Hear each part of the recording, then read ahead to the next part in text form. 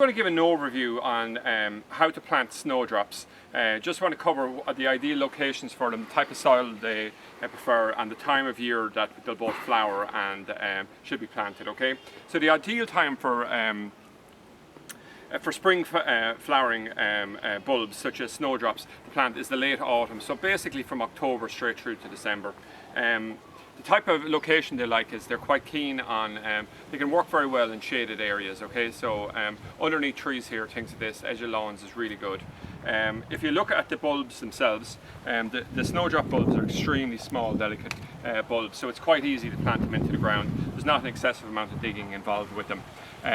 When choosing snowdrop bulbs or any other type of bulbs, I suppose the two important things you want to check for is just make sure that they're free from imperfections, also that they're solid bulbs, that they're not gone weak in the centre, and also it's important that the bulbs should be relatively clean in terms of no extra dirt and things like that on them, okay? Because it'll, you know, for their storage, that's an important perspective as well.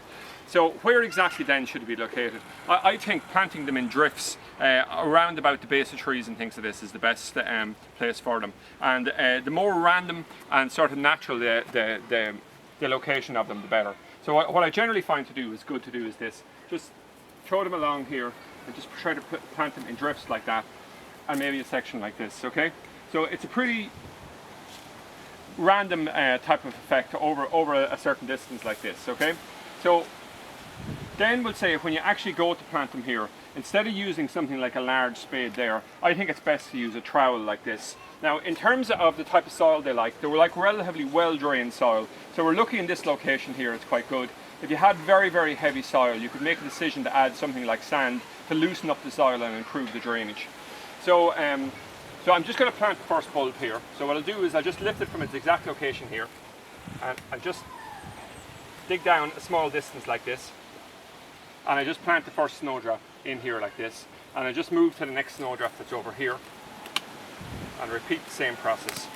So you might come across a stone which you need to dig out, something like this, and if you do, we'll say, once again you're aiming for 3 times the depth. Here you mightn't have any soil to backfill it with, and this is why when I'm planting snowdrops or any other small bulbs like this in this manner, I often come along and I just have a bucket of nice soil like this, and I can backfill with this. So you just repeat the process and just move through the different sections of the garden, and what you want to do is just have a nice spread like this along.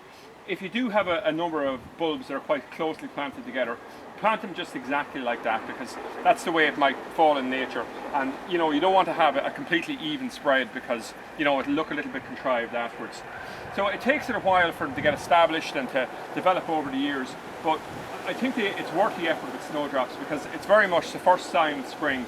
And you know, of the various bulbs you can plant in the garden, I think myself snowdrops probably my own favourite.